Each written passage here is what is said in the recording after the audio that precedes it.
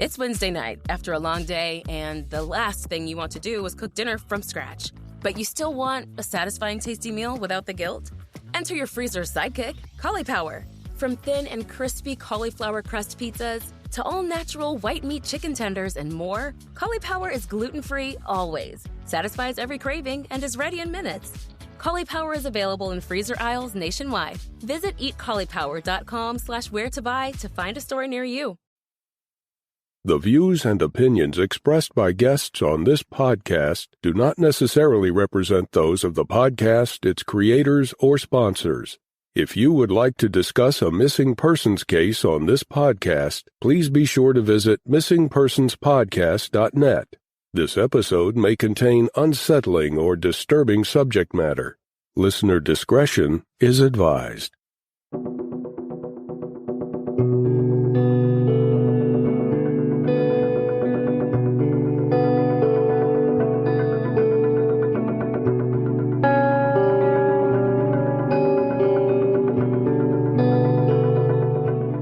Welcome to Missing Persons, a podcast dedicated to spreading the word about people who have vanished under mysterious or unexplained circumstances and the family members who are looking for answers. I'm Jess Betancourt. And I'm Mike Morford. Together we created this podcast to help give a voice to people who continue to look for their missing loved ones. In some cases, even after decades have gone by. In each episode, you'll hear from Jess giving listeners the backstory and the basic facts of the disappearance. Then Mike will speak with someone who's intimately connected to the missing person, and his guest will share their story with us. Please stay tuned at the conclusion of this episode to hear about our Patreon program and our commitment to help find people who have gone missing. We'll also share with you where you can find more information and how you can join our team and help our efforts. You'll get recommendations for other podcasts we think you'll enjoy, and more. So sit back and enjoy this episode, and who knows, maybe you can help us find someone who's missing. Episode 9, Joanna and Shariece Clark. In this episode, we are featuring the case of two missing women. Joanna Clark, age 33, and her daughter, Shariece Clark, age 15, went missing from their Cherry Hill home in South Baltimore on February 4th, 2017. Joanna Antoinette Clark, an employee of Getz's Candy Company, where she made cowtails, was born on August 10, 1983. Her mother is Margaret Tucker, who is our guest today. Joanna had a brother and a sister. At the time of her disappearance, she lived with her 7 children on the 2800 block of Round Road. Shariece Clark, who went by Reese, was born on November 19, 2001, when her mom Joanna was just 18 years old.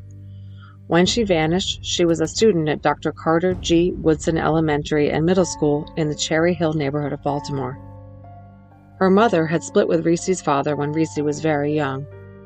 Joanna then went on to meet a man, Dennis Michael Queen, who goes by Demo, when Reese was just a toddler. Demo and Joanna had a very long and rocky relationship. Joanna gave birth to 6 children fathered by Demo, who in 2017 were ages 2 to 10.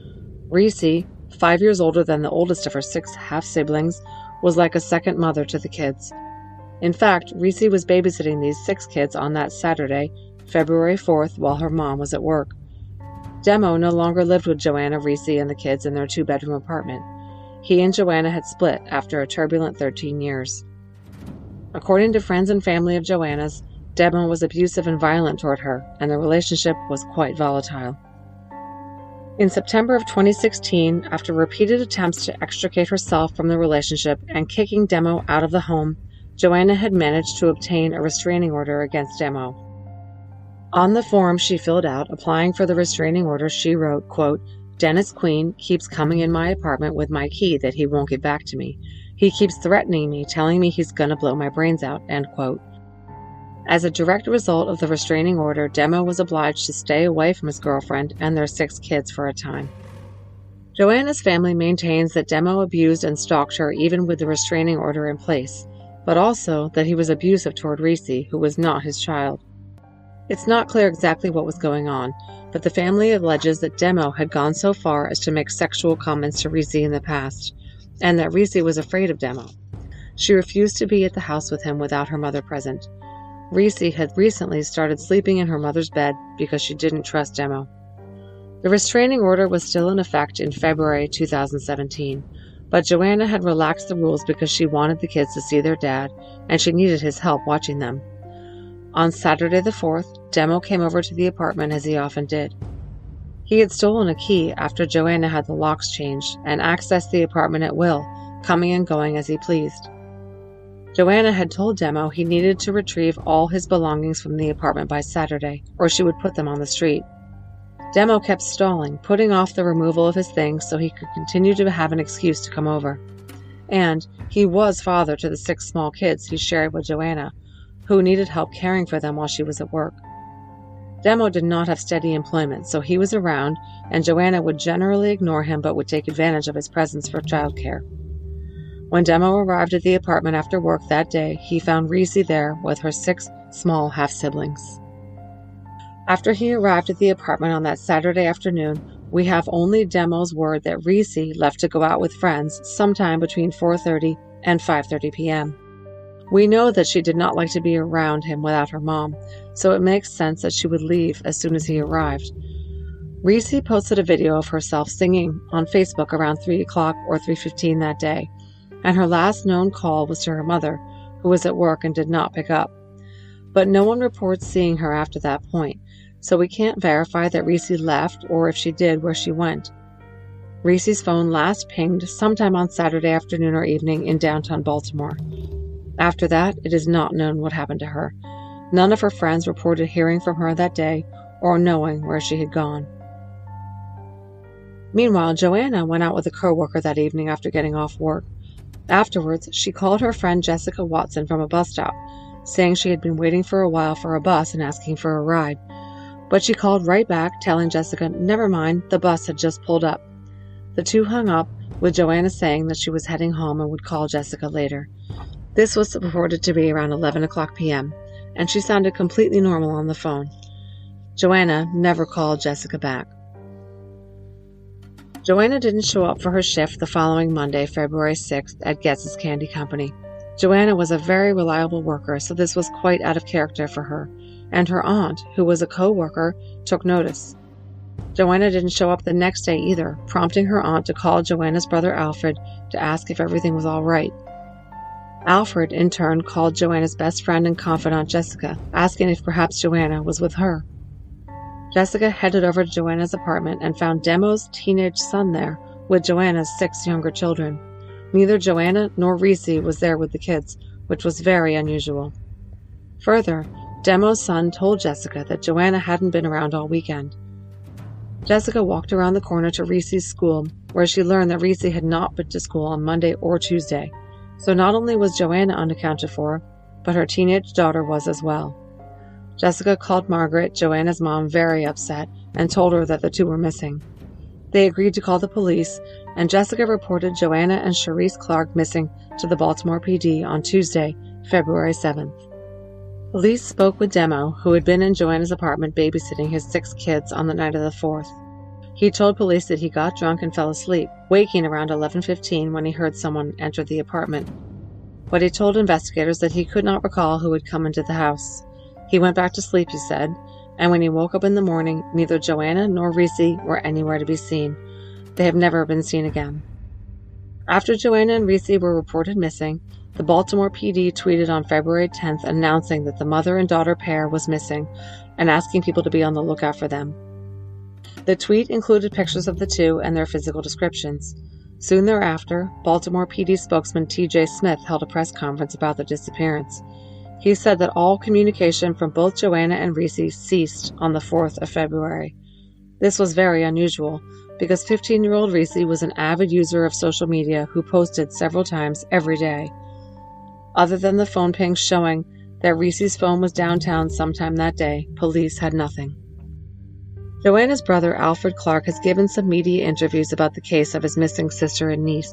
He told the Baltimore Sun in a July article about Joanna, "I don't believe she would have left any of her other children. She was the sole provider for them." And he told Dateline, "It's a busy area, so we're still shocked no one says they saw anything. I mean, the little kids were home, but they are all younger than like 10, so they can't really be a witness or whatever about what happened." Pennsylvania-based journalist Claudia Rivero did a video expose on the case that revealed some information regarding a potential witness.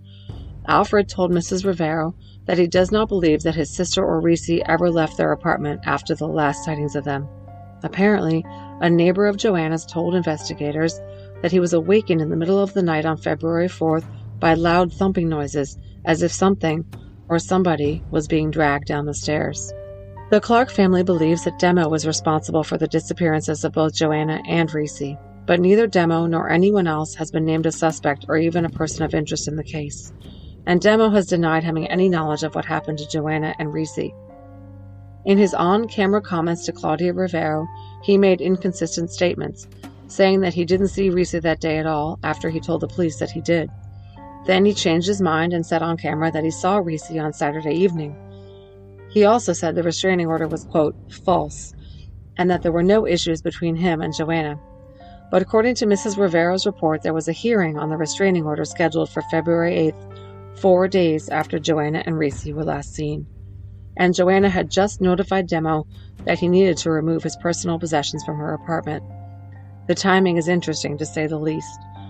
Joanna and Demo's children currently reside with their father, who was awarded full custody after Joanna went missing. 3 years later, Joanna's mother and Reese's grandmother, Margaret Tucker, refuses to give up. She has worked with the National Center for Missing and Exploited Children to draw attention to her daughter and granddaughter's cases. She has given multiple interviews and been a guest on podcasts. She has organized vigils. She runs a Facebook page dedicated to the case called Missing Mother and Daughter and Mother and G-Mother of Joanna and Shariece Clark. Baltimore Police spokesman T.J. Smith held another press conference on February 16th to update the public about the case. He noted that there were no overt signs that a crime had been committed, but he emphasized that police did suspect foul play. The mother and daughter going missing on the same day at different times was not likely a coincidence. Smith said police did not believe this was a situation where two people just left on their own because they wanted to get away. Reese had no history of running away, and Joanna had never left her children for an extended period of time before. Police noted that neither Joanna nor Reese had access to a vehicle that would enable them to pick up and leave. Unfortunately, police had no real leads and had no suspects or even persons of interest. Smith asked the public for tips and requested that anyone who was a confidant or friend of either Reese or Joanna come forward. Media reports state that police conducted several searches for the missing duo, including searches of several areas of Baltimore City and Baltimore County based on tips. These searches covered specific bodies of water and wooded areas, but the family maintains that the police investigation was very perfunctory. The apartment was searched only superficially, and many people close to the missing mother and daughter were not questioned. The man Joanna was out with on the night of the 4th was questioned, and Demo was questioned twice, but he was not subjected to any kind of physical examination, and he did not take a lie detector test. As far as police were able to tell, Demo had stayed in the apartment that night with the kids. No one saw any evidence of him coming or going. There was no evidence that he had done anything at all. Joanna and Demo's 6 children, who were in the apartment throughout Saturday and Sunday, were interviewed by investigators, but were not able to provide any clues as to what happened to their mother and sister. After Joanna and Reese vanished, the 6 Clark kids were placed into foster homes. The restraining order against Demo was dismissed on March 1st. In July of 2017, 5 months after Joanna and Reese vanished, Baltimore Police spokesman T.J. Smith said, quote, "We still suspect foul play."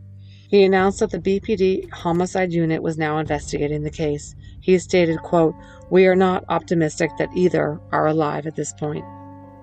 Joanna Clark is described as Caucasian, 5 foot 3 inches tall, weighing 140 pounds, with brown hair and hazel eyes. Her upper lip is pierced and her ears are pierced 3 times each. She has multiple tattoos.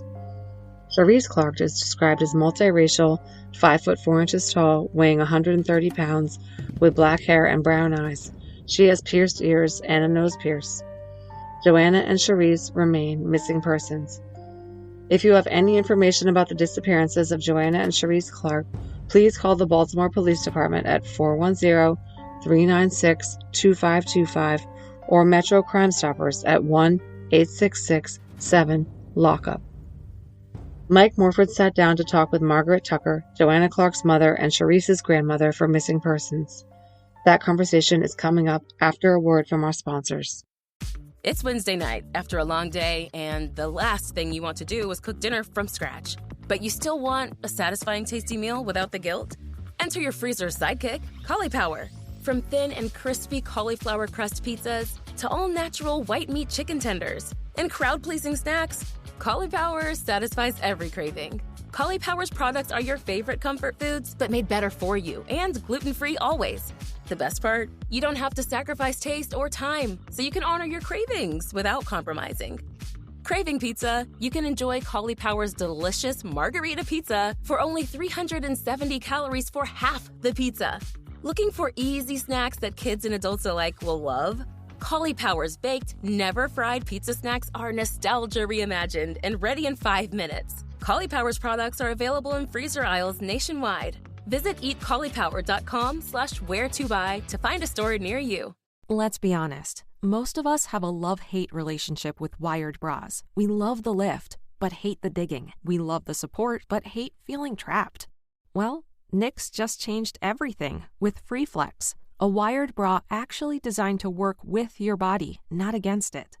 FreeFlex features a revolutionary flexible wire that moves when you move, bends when you bend, and keeps everything exactly where you want it. No poking, no stabbing, no constant readjusting, just freedom to move. It also has a demi-cup shape for a natural lift with a lower neckline that flatters in everything from V-necks to dresses. And because it's from Knix, it's available in sizes for every body. Experience the first wired bra you'll actually want to wear all day. Visit Knix.com for 15% off your order with FreeFlex15. That's KNIX.com, code FreeFlex15 for 15% off. Knix.com.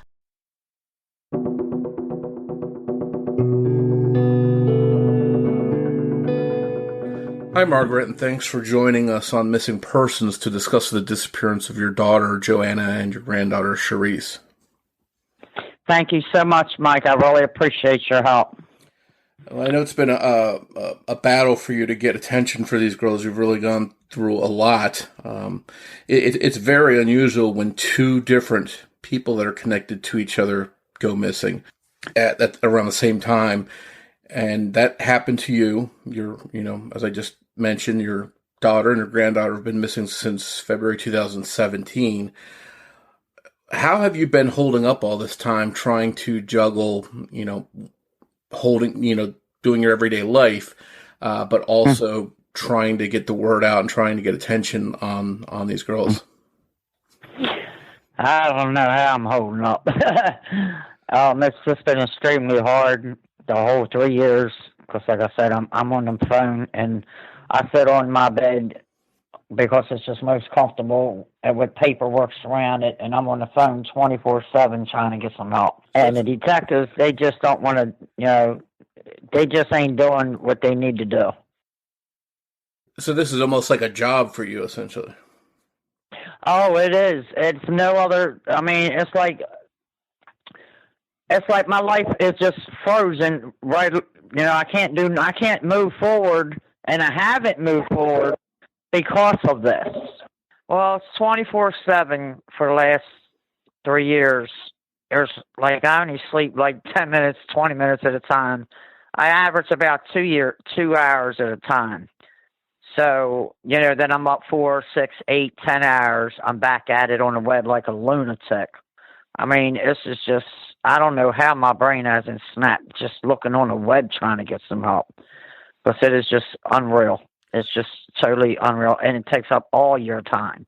So, I don't have no social life. My work life is, I've lessened that. So it's just been really extremely hard. And life can't go on until this gets moving. Yeah. And obviously, being your daughter and your granddaughter, they're very important to you, and you want them in your life. Tell us a little bit about Joanna and Shariece. Well, Joanna, she was always a sweetheart growing up. I used to call her my special number one little sweetheart. She always had this smile about her that just brings out a smile out of you and makes you feel good inside. And and she stayed like that throughout her entire life. Just to see that smile on her face just lights up my world. Because Joanna was more of a serious looking young lady.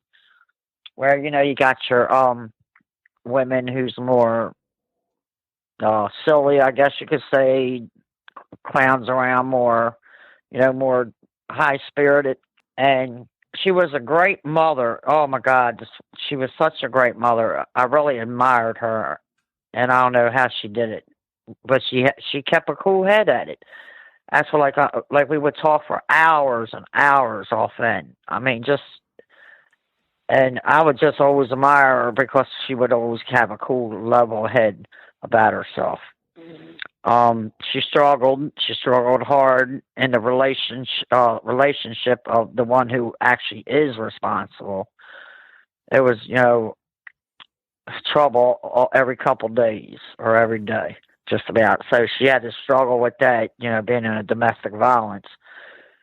And Shariece was the same type of way. She was the normal, typical 15-year-old granddaughter. She carried herself classy out there on the street, and when she did hang around her friends and stuff. But she was also a 15-year-old, so yeah, she was getting into boys. But she was like a second mother to all her brothers and sisters. And she didn't feel safe at home. I mean, there was a lot of red signs that now that we look back, they were there.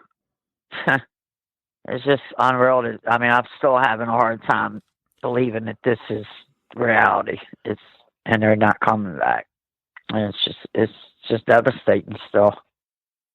And we're going to touch on that a little bit as we go forward, and talk about that in a little bit. But if we can, let's go back to the beginning and how and when did you discover that Joanna and Shariece were missing? And when you found out they were missing, did you immediately think the worst, or were you just thinking they might have gone away temporarily? Well, my son had called me, he had called me like 2 days on a Tuesday and asked or he texted me, I think it was. No, then he called. And he asked me if I talked to him. I said, within the last couple of days, I said, no, why? And he said, no, nothing big, no biggie. But what it was he didn't want to worry me. So when Joanna didn't show up for work Tuesday, she works with her aunt. And her aunt called my son, and my son called her best friend, and she called me. But when she had first told me, she was like in hysterics, and she was like, "He hurt your babies," and I'm like, "Hold up. What happened?" So wait a minute, she said, "I'm calling 911 right now." I'm like, "Hold up." So I'm trying to calm her down, at least long enough to find out what's going on. So after she told me, that Joanna didn't show up for work, Reese's not home, nobody knows where he don't know where they're at, and he's the only one that's there with them other than kids. So I told her go ahead and call it in. So then that's how it got started. And when I went to town, when I got to town, when I went to town, I did my homework. My heart just sunk to the floor. I just knew that they weren't coming back.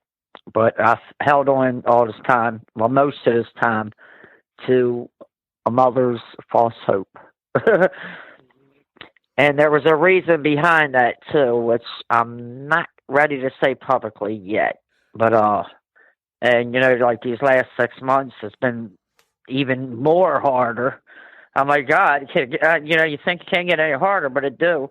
Because now the last 6 months, I'm trying to come with the grips that they're not coming back. There ain't no more hope. They're gone, and I'm never going to see them again. It is so hard, and I can't live not knowing. I can't live like this. My life cannot start until I find my babies and bring them home. Joanna has 6 other children. They're going to need. They're not even allowed to speak about their mother or sister. The system screwed them up. They came back to the dad because of the system screwed up with my out-of-state packet. So that was the custody battle for a year and a half going. It's just got to start all over. And the system screwed us out of it and gave the kids back. So now he's sitting there with 6 kids, and he's not even raising them correctly. So these kids need, other than myself, she's got a brother and a sister, and her sister has really got tore up. I think out of all of us, like us main ones, she's like right at the top there because her kids actually went in care over this. So, yeah, she's getting therapy and all that right now as we speak, but it took a long time to get her there. Let me clarify, too, for listeners, make sure I have this right. So, Joanna, Shariece, and Joanna's 6 other children, Sharice's 6 other siblings, were all living in this house together. Right. It was a 2-bedroom apartment, and she lived there, Joanna, with her, her 7 children at the time, but he wasn't supposed to be there, and he stole Reese's key that I sent her money for to help her out a little bit because I knew money was getting tight with the bills. And she changed the locks, but he stole Reese's key, and that's why he was there the day he wasn't supposed to be there. But he refused to leave, and she just would start ignoring him. She lived like that for years with him. She wouldn't even tell him she barely loved him. She was a tough woman, and if you don't do right as a man and as a dad, yeah, she holds that against you. So their relationship, was rocky. Just to clarify, so Demo is the name of this man that she was living with. That was, were they married or not married? They're not married. His name is Dennis Michael Queen from Westport in Baltimore City, also known as Demo from Westport, and he was also known as Reds in Cherry Hill. And so what you're mad about is that there were warning signs earlier in your mind that could have maybe saved the girls from whatever happened to them. Yes, plenty of warning signs. He 6 months prior, I'm trying to get a cab to the Greyhound station to come home and get back to work and my life. And he runs in the door with a gun, and he says he's going to blow her head off when she gets in the door. Especially if she's with somebody. I'm like, well, who in the hell is she going to be with? You've been crying the same tune for, like he cried the whole time, all this time with insecurities. And she did, it was like a 2-way street. But the thing is, neither one of them cheated. That's what really killed me about them two. She was a homebody, and he ran and did what the hell he wanted, was hang outside, smoke weed, and drink all day, and act stupid, and bully on the people he can bully on. And sell drugs. But so it was just ridiculous how that, there was plenty of signs throughout the years, and, but Joanna she didn't fear them, and she didn't take it serious. And I tried to tell her that, something's wrong, something's seriously wrong with this picture. I think we have to point out, too, to be fair, Demo has denied any wrongdoing in this case, and he hasn't been charged in any way in connection with the case. Is that correct? No, he hasn't been charged for now. I quote T.J. Smith on that, for now. Mm-hmm. So the for now is very important because that doesn't mean charges won't be coming in the future. Oh, they're coming. They're coming. They're definitely coming. Ain't no doubt about that. And let me, I'm going to go through a couple things just to clarify, and maybe you can clear up. The Charlie Project website says that Demo was the last to see Shariece. He claimed he saw her around 2:30 p.m. on Saturday when he arrived at the house to take care of the kids. According to him, Shariece didn't show up for plans with friends that she had, and nobody saw Shariece that night. It's been reported that the last known communication from Shariece was around 2:30 that day. Who did she have that last contact with? And was this a contact on a social media post or a call or what was that? Well, her last post was on Facebook, and it's kind of a scare. Somebody, one of the interview people went back and listened to the whole song, and they said it was about a relationship. But if you look at her profile picture, it's kind of strange looking video. But is understanding how children are nowadays. It's normal.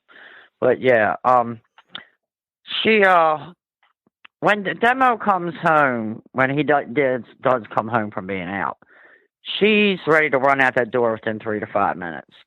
So they moved down. Well, they came to me, which I told her for years. I moved out of state 7 years ago, which is about 4 years when this first happened. And the reason why I moved is because I was getting ready to buy another vehicle, and I didn't want Demo to get a hold of it. And, he's always come down my house, threatened me, and, cops come, the whole 9 yards. I'm 50, I'm too old for that. So I decided to move state to show them a better way, because all them I got a total of 10 grandbabies. If 9 of them grandbabies don't get out of that city, they're going to, or at least 6 of them, they're going to be hoodlums like the rest of Baltimore City criminal department. So I left state, and they went back because Reese did complain. She wanted to go home with her friends, and he complained he couldn't get no life down here because she had a life job. Everything was lined up for Joanna. So about 6 weeks later, they leave, they go home, and 10 months later, this happens. So Shariece has got a routine. When Mommy comes in, if Mommy ain't here and he's here, I'll hurry up and leave, or he comes in, I hurry up and leave out, and she'll go like downtown and hang and wait for Joanna to get off the light rail and either come back with her. So her last call was to Joanna, but nobody answered. And he said that when they came in, Claudia Riviere does an awesome video. I've never seen nobody do an interview like she does. She stayed on this man. If you look at it, on their missing page, it's like I said, it's part 1 and a part 2. Well, I think it's part 2 is about the interview that it was a surprise interview that I caught Demo and set it up so we could get his reaction on camera, and we got it too. I got it. Yeah, it was a great video. So, but anyway, Reese came in and she pinged downtown, but her last time is on Facebook, and it's around 3 or 3:15. I think it's either 3 or 3:15. Her last post was, and he said in the interview with Claudia, he caught himself, and I believe the last time he seen her was till the evening. So if anything, she lived at least 3 or 4 hours after her last Facebook page thing, which I'm believing. Is it correct that none of Sharice's friends saw her that day she went missing? Now that so far that I can't say for sure, but so far nobody's seen her that day. She didn't go to school that day, and nobody's seen her except for the kids in the house. And you mentioned a couple of seconds ago, you mentioned pings on Sharice's phone. Let's discuss that, right, if we can. Her phone apparently pinged what we've seen reported as quote-unquote downtown that evening. Can you clarify what downtown means? Somewhere around the bus line. Joanna was catching a bus home that night. And if Reese did go downtown and hang out, she'll be around Howard Street waiting on that light rail to meet Joanna.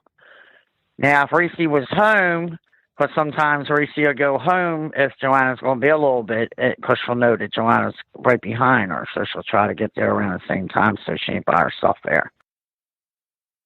Did your family go out and get the phone stuff to get those pings, or did the police do that? No, that was another major dramatizing headache, and just unreal. The detective, the head detective is Ryan Diener. And he just like bumps heads with me all the time because he didn't even know what an IP address was. When Demo did the fake account and off his sister's and niece's phone. We were on the phone complaining, and I had to have backup people tell him, no, it's an IP address on cell phones that you can track. He had no clue, but he's their best. I said, well, you ever think your best ain't good enough right now? Now, I know there's a girl missing in Washington, D.C., and she's been through numerous different detectives. I haven't had mine change not once yet. Every time I complain, higher up. He's the head lead detective, and that's who you got to deal with. And I'm like, well, why is everybody else getting different ones? And I can't get him to do his job, because if I did, my kids would have been here, or at least he would have had evidence of something. And I had to talk him into going back in the house 3 or 4 times after he refused to go back in there after the first time, and then definitely after the second time. But he went in there another 2 more times after that.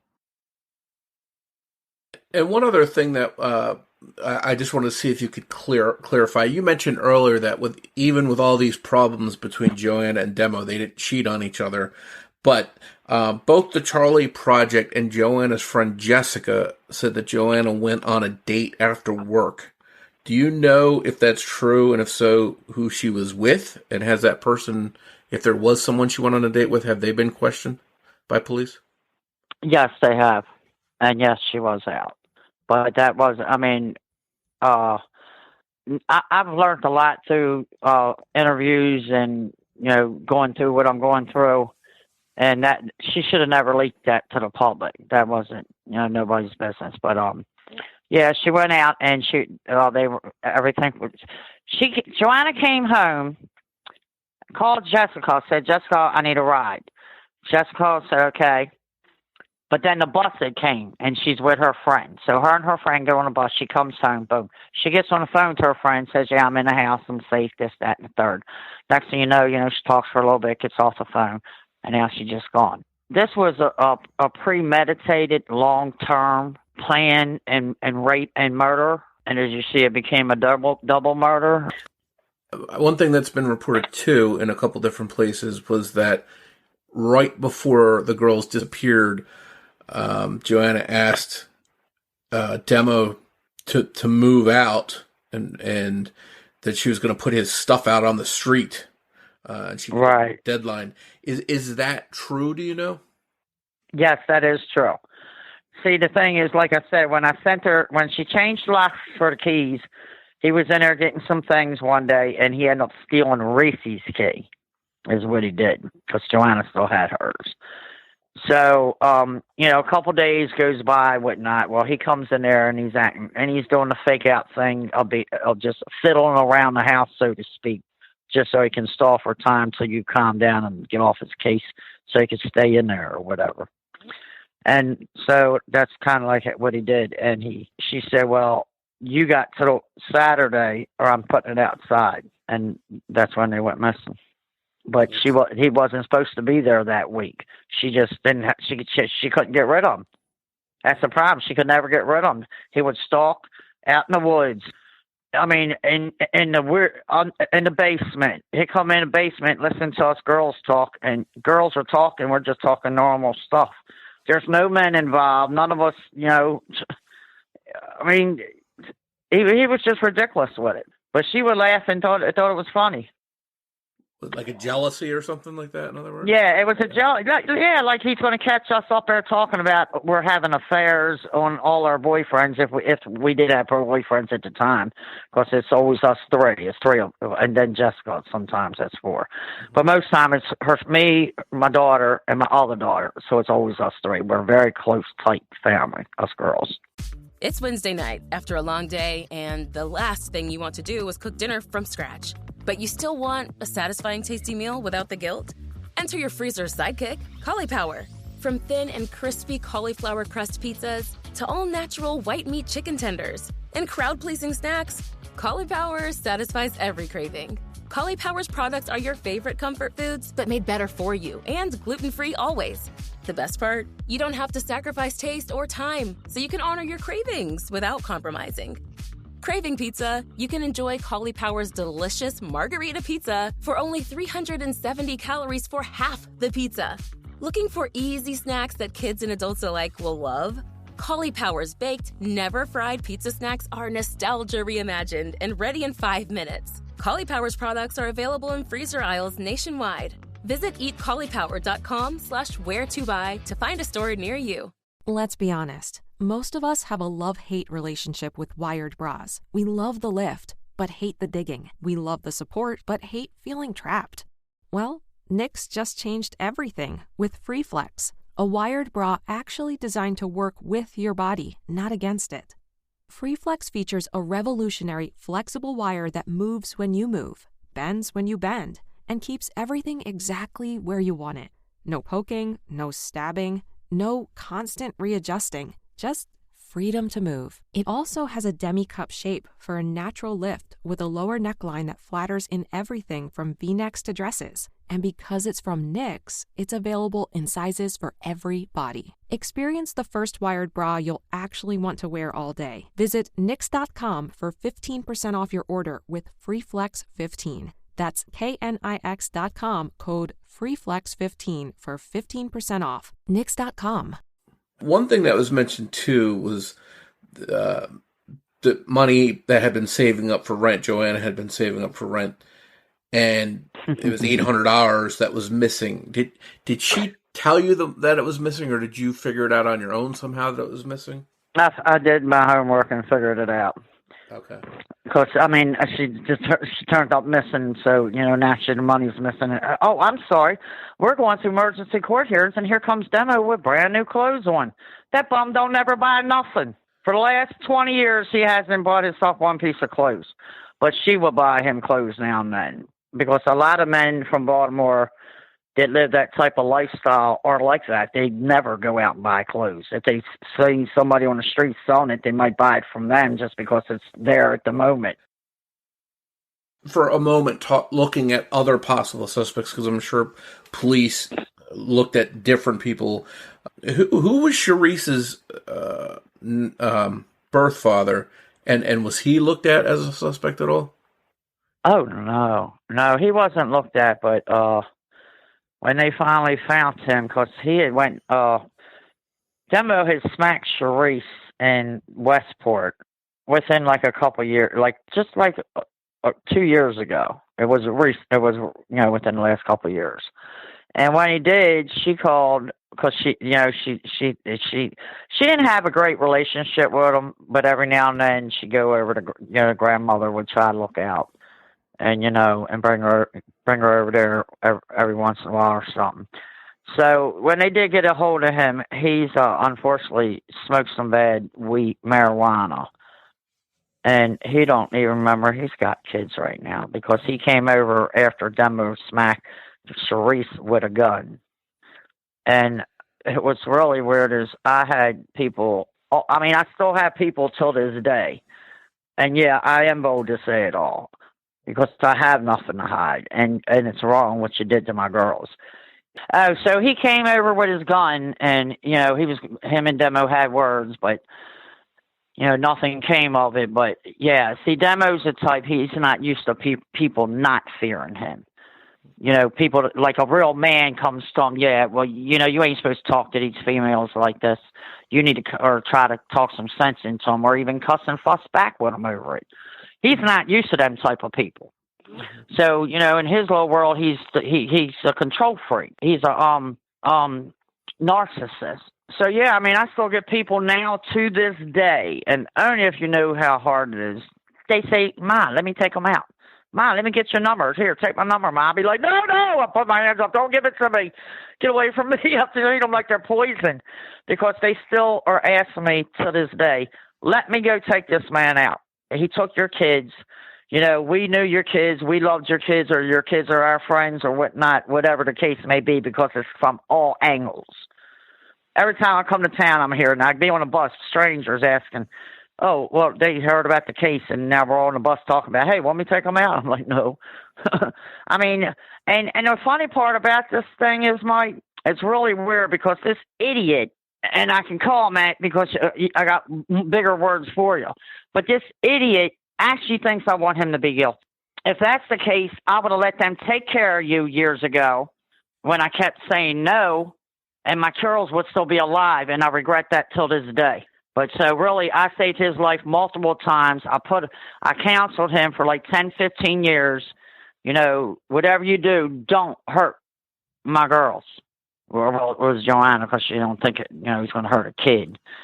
And I would always explain, look, if you hit her one time in her face, it's not like you're hitting me. I'm tough. I can take a punch now and then. You hit her in the face, and coming from a man, you're going to break her whole face, because she was little. And it just always was it was always laid on my heart that something bad was going to happen. And I know it's clear that you think he had something to do with this. Again, he's denied involvement, but the police seem to think that the girls were murdered. It sounds from me, correct me if I'm wrong, that you think that as well, and you have Demo, who you think is probably the person that did this. I'm curious, what things did they do to try and examine him? Did they give him a lie detector test? Oh, you definitely try and give me a heart attack now, if I was to say yeah, because they ain't doing none of that, and that's the problem.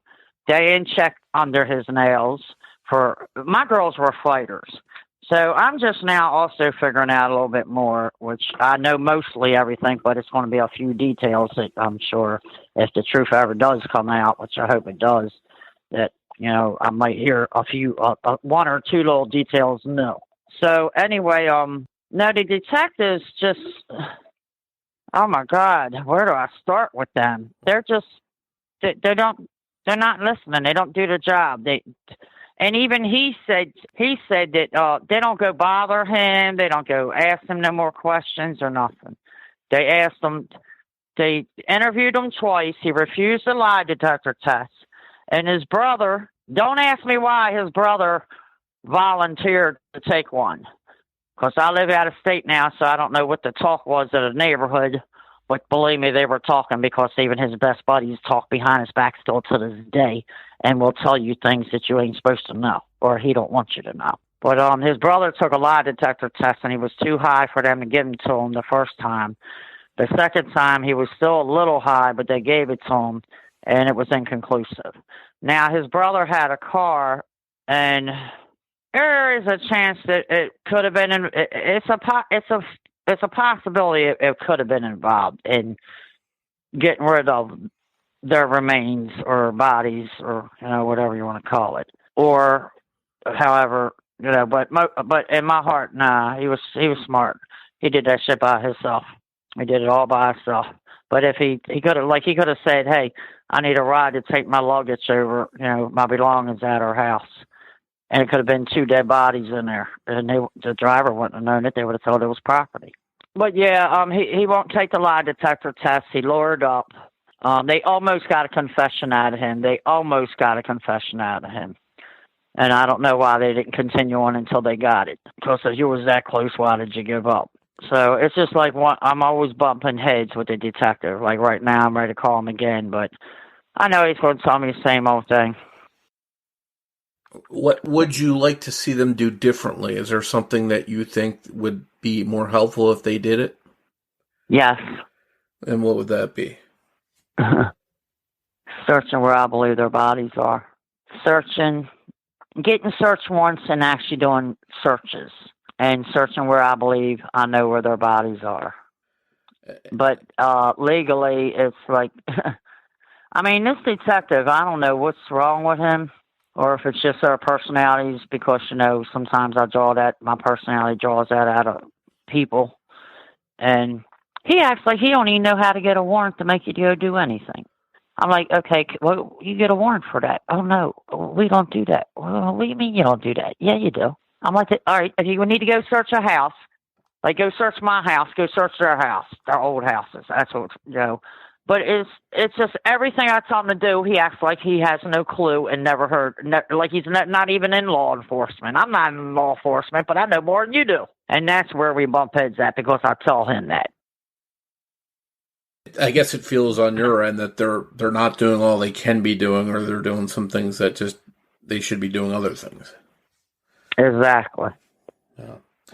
Well, I know it's been frustrating for you for the last 3 years to not have any answers, not have an arrest, not know exactly what happened to the girls, but you've been a champion for their cause and trying to spread the word, and we're going to try and help spread the word a little bit more for you on this show. If someone listening has information about the case that they think they might be able to help, who should they contact? They can contact me.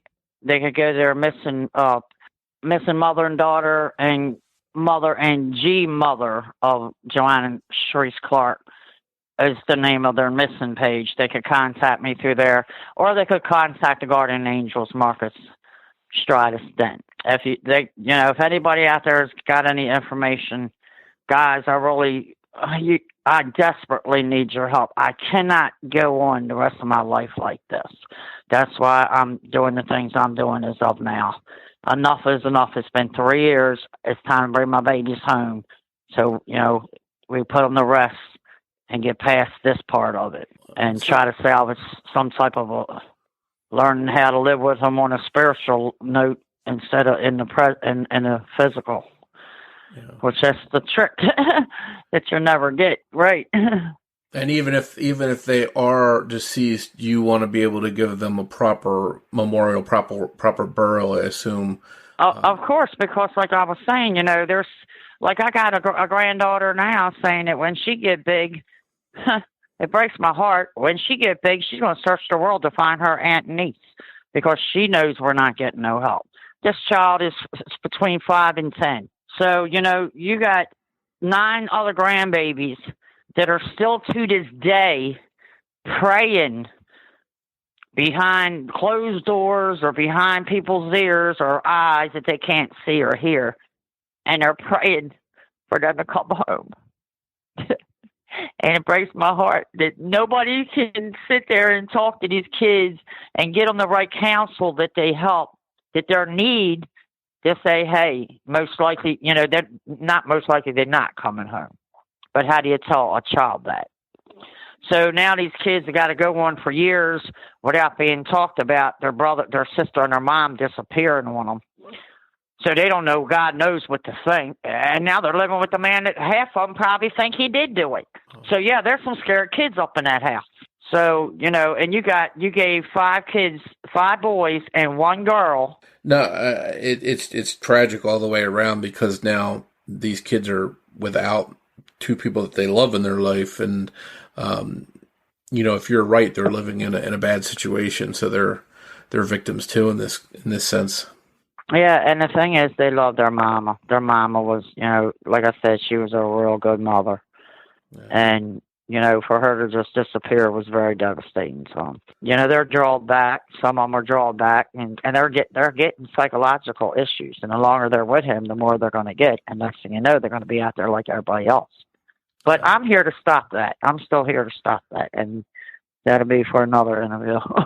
Well, hopefully you can make that happen, and they can be helped along the way. Yes, kids. They need somewhere where they can go. I mean, even if it's a grave site, it's somewhere where they can go instead of. So they need a place that they could go to. They need a place where they can literally go to and grieve in their own time and in their own way. And without that, it's going to be devastating. I know it's been a really tough journey for you and for your family, and I hope that someday you do get the answers that you're looking for, and Thank you. Get justice. And again, we'll help spread their story and keep it out there. We hope you enjoyed this episode of Missing Persons. If you can provide any information to help solve the case we discussed in this episode, we hope that you'll contact the appropriate authorities. We hope that you'll tell your friends about Missing Persons and invite them to listen to the show. Word of mouth will really help us grow. And if you'd like to help us reach new listeners, please be sure to rate and review Missing Persons on the platform you're listening to us now on. We'd like to tell you a little bit about our Patreon program. If you visit patreon.com/missingpodcast, you can sign up to help this podcast through ongoing monthly support. As a thank you, we'll give you an on-air shout-out, a thank you card and sticker, plus you'll get ad-free early access to every new episode of Missing Persons, as well as any bonus content.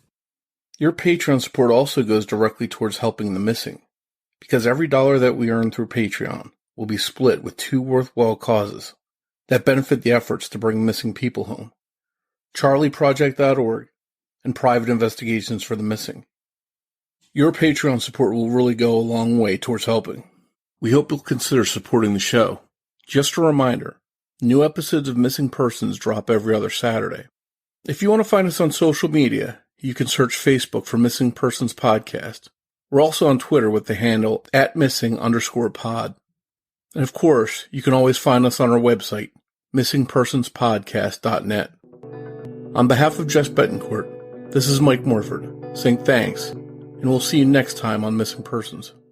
Missing Persons is produced under the name AbJack Entertainment by Mike Morford and Jessica Betancourt.